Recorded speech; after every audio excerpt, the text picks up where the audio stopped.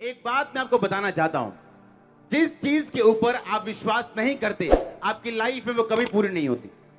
इसलिए परमेश्वर ने कहा था अंधे को कि क्या तू विश्वास करता है कि मैं तेरी आंखें खोल सकता हूं?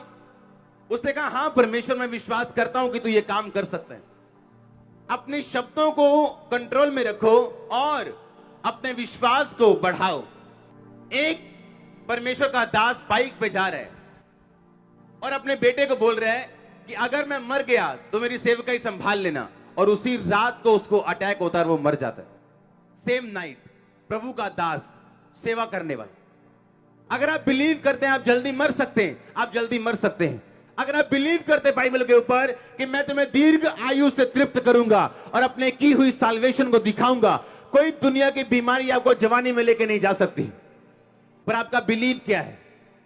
आपको लगता है आपको 2 बीमारियां हो गई, आपको लगता है मर जाएंगे। अगर आपका बिलीव आप मर जाएंगे तो परमेश्वर भी आपको जीवित नहीं रख सकता, क्योंकि बाइबल कहती है उद्धार के लिए मुंह से अंगीकार करना जरूरी है। उद्धार का मतलब है हीलिंग, उद्धार का मतलब है डिलीवरेंस। हालेलुया।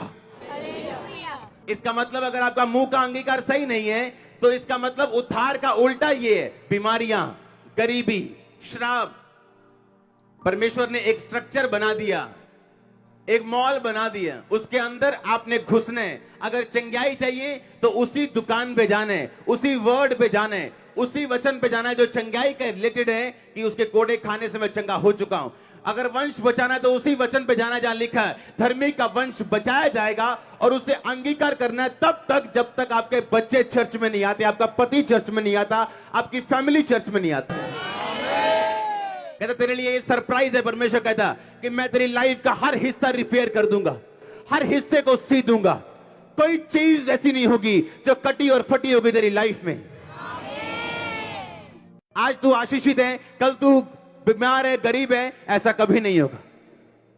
एक मिरेकल का गिफ्ट है, उसको बोलते हैं वर्किंग ऑफ मिरेकल, यानी मिरेकल को वर्क आउट किया जाता है, ये अपने आप नहीं होता। आप कंजूस हैं, कभी बोते नहीं, आप कभी भी ब्लेस नहीं हो सकते परमेश्वर के द्वारा। पिछले संडे मेरे को कोई बता रहा था गुरदासपुर के बारे में, कह रहे एक बहुत बड़ा व्यक्ति था। जब अंदर के हॉल भर गए 6 और बाहर के टेंट भी भर गए, अब लोग धूप में खड़े, वो बड़ा व्यक्ति था, चर्च में मेंबर वहां पे, और वो आया और कहता जी मैं फलाना फलाना हूं जी। कहते आओ जी बैठो अंदर। जो अंदर के आते अंदर गर्मी दे वजन नजारे उपजिया बाहर ते गली सी नाल एक ਤੇ ਨਾਲ ਉਹਦੇ ਨੇ ਇੱਕ ਨਾਲੀ ਜੀ ਸੀਗੀ, ਉਹ ਉੱਥੇ ਹੀ ਬਹਿ ਗਿਆ। ਉਹ ਇੱਕ ਬੰਦੇ ਨੇ ਉਹਨੂੰ ਦੇਖਿਆ, ਕਹਿੰਦਾ ਆ ਇੱਥੇ ਬੈਠਾ ਨਾਲੀ ਦੇ ਕੋਲ। ਕਹਿੰਦਾ ਇਹਨਾਂ ਨੂੰ ਪਾਸਟਰ ਹਾਕਾਂ ਮਾਰਦੇ ਨੇ, ਆਵਾਜ਼ਾਂ ਮਾਰਦੇ ਨੇ, ਆਓ ਜਾਓ ਚਰਚ। ਕਹਿੰਦਾ ਇੱਥੇ ਗਲੀਆਂ 'ਚ ਬੈਠੇ ਨੇ। आप कितने समझ रहे हैं? सुनो, उस चर्च को मैनेज किया जाएगा, अभी और बड़ा किया जाएगा, अच्छा स्थान दिया जाएगा, लेकिन मैं आपको जो बताना चाहता हूं वो सुनो। जब ग्रेस आपकी लाइफ में काम करती, आप जोर नहीं लगाते, अपने आप चीजें हैपन होती। आप थक चुके हो मांग मांग के, आपने बोया नहीं, आपने काटा नहीं। आप थक चुके हो कि मेरा केस हल हो, लेकिन क्या उस केस के लिए जितनी प्रार्थना की जरूरत है आपने की है या नहीं की? क्या आपका दिल आपकी अगुवाई करते हैं कि जितनी प्रेयर मुझे चाहिए मेरे केस के लिए मैंने की है या नहीं की? ये क्वायर जानते हैं, इनमें से कई लोग जानते हैं, जब प्रार्थना करने का टाइम आता था तो ये लोग भागते थे। इनको मालूम था कि आगे प्रेयर करने के लिए अब 8 घंटे प्रेयर होगी, कॉन्टिन्यूस, विदाउट चाय लिए 8 घंटे बैठे। कभी हारमोनियम, कभी फोन पे परमेश्वर का सॉन्ग चल रहा है, कभी हारमोनियम में चल रहा है, कभी फोन पे चल रहा है, कभी गैर भाषा, कभी प्रेयर, कभी वर्शिप। 8 घंटे 6 घंटे मैंने प्रेयर की अपने केस के लिए। बाइबल कहती जब डैनियल प्रार्थना करने के लिए गया तो 21 दिन उसने कहा मैं अलग तरह के रोजे रखूंगा, मैं स्वादिष्ट चीजें नहीं खाऊंगा, मैं कड़वा साग पात खाऊंगा। ये उसका अपना मैटर था प्रभु से। और 21 दिन रोजे रखे और प्रार्थना की, और बाइबल कहती पहले दिन उत्तर आ गया परमेश्वर का आसमान से, लेकिन डैनियल तक पहुंचा 21 दिन में। एक दिन में बड़ा निराश बैठा, 2005 में या 4 की बात है ये, सोफे पे, और ऐसे हम सोफे पे बैठ के प्रार्थना कर रहे थे।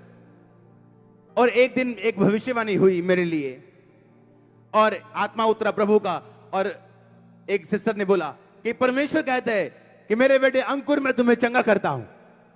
सुनो, और मैं खुश हो गया। मैं कहा ले भी आज तक काम हो गया अपना।